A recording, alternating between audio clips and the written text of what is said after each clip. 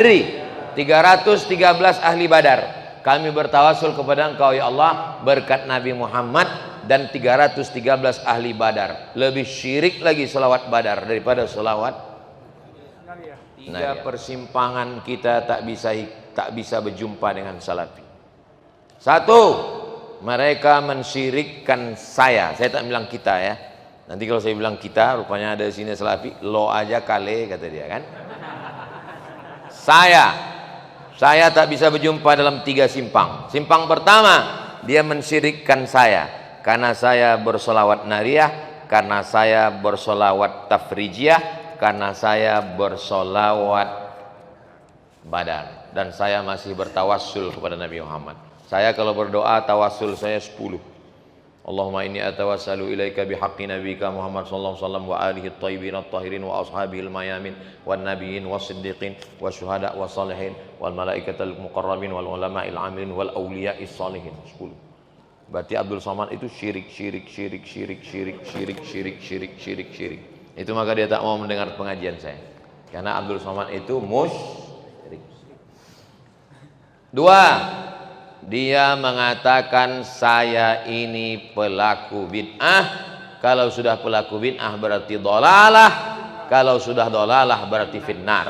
Maulid Nabi bid'ah, Isra Mi'raj bid'ah, halal bihalal bid'ah, nuzul Quran bid'ah, khatam Quran berkumpul bersama-sama bid'ah.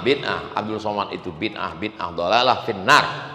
Yang ketiga, tidak boleh mentakwil ayat mutasyabihat.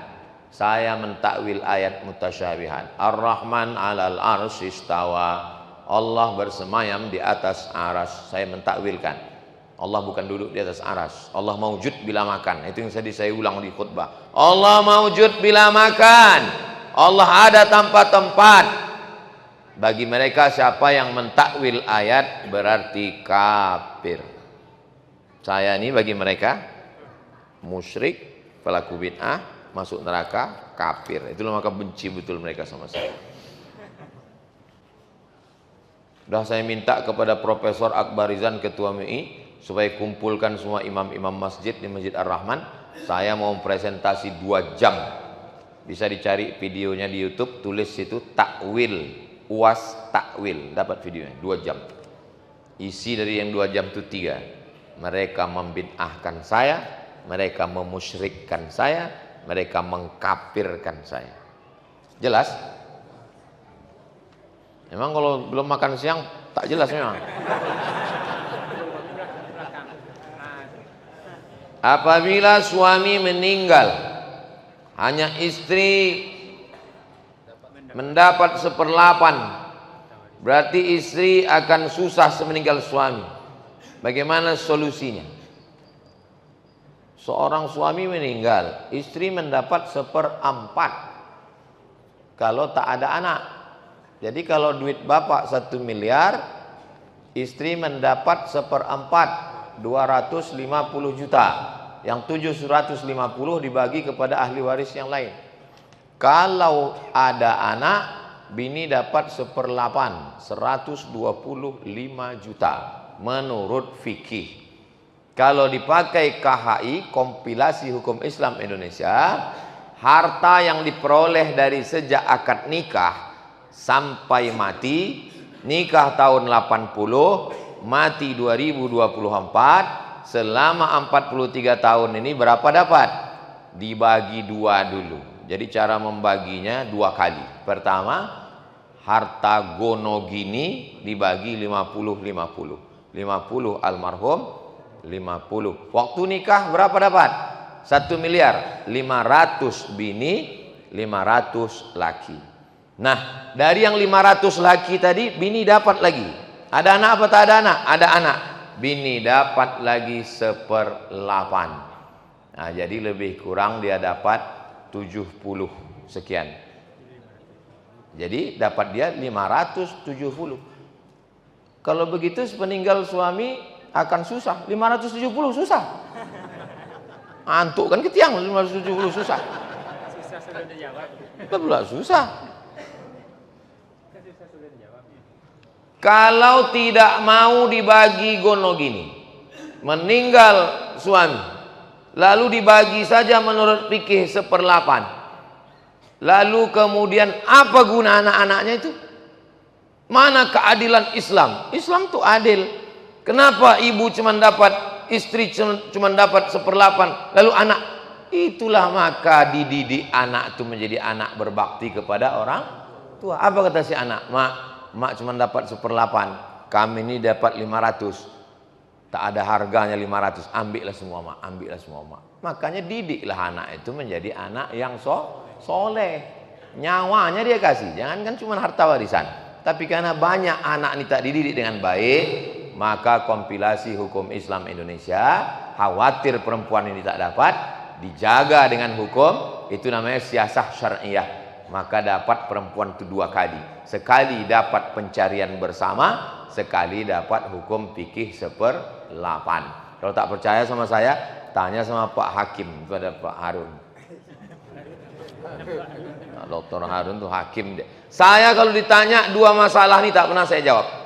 Kenapa?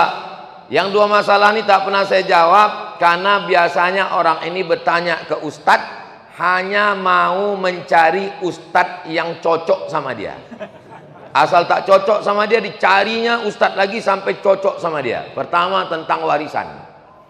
Asal datang orang bertanya saya tentang warisan, saya bilang, kau pergi ke pengadilan agama, tulis namamu, nama semua ahli waris, nanti Pak Hakim yang akan ketuk palu. Karena kalau ku jawab, asal tak cocok akan kau cari ustadz lain, kau cari ustadz lain sampai sesuai. Yang kedua masalah talak. Laki-laki terlambat kopi, terlambat teh, terlambat sarapan, terlambat sambal belacan, mau ngamuk. Talak kau, talak 1000. Begitu udah kenyang, sayang. Bertanya ke saya, jatuhnya berapa? Tak pernah saya jawab. Kenapa? Mereka hanya ingin supaya mencari pendapat yang sesuai. Lalu saya bilang, kau tulis kronologisnya, kau tanyakan ke Pak Hakim. Hakim yang akan menjawab. Itulah makna kaedah al-hakim yarfa'ul khilaf. Hakimlah yang menyelesaikan konflik antara masyarakat. Ustadz, 2 pertanyaan ini dia jawab. Pertama masalah warisan, kedua masalah talak. Suruh dia nulis ke pengadilan, hakim. Kalau sudah hakim memutuskan, takkan mungkin dia cari hakim lain. Kalaupun naik juga, naik banding lah dia sampai ke Mahkamah Agung. Nah, insya Allah Mahkamah Agung selamat. Di MK yang kurang selamat. Habis. Ala hadhihi niyah, mudah-mudahan kita diberikan istiqomah. Al-Fatihah. A'udzubillahi minasyaitonir rajim. Bismillahirrahmanirrahim. Alhamdulillahirabbil alamin. Arrahmanirrahim. Maliki yaumiddin. Iyyaka na'budu wa iyyaka nasta'in. Ihdinas siratal mustaqim, siratal ladzina an'amta 'alaihim ghairil maghdubi 'alaihim waladdallin. Amin.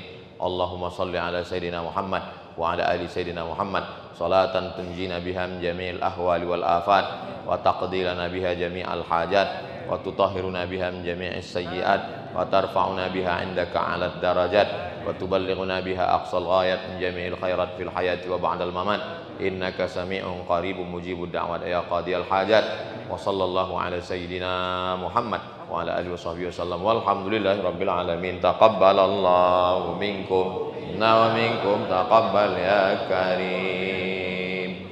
Kalau tuan pergi ke Padang jangan lupa beli rendang. Jamaah mau cepat pulang karena mau makan siang. Assalamualaikum warahmatullahi wabarakatuh.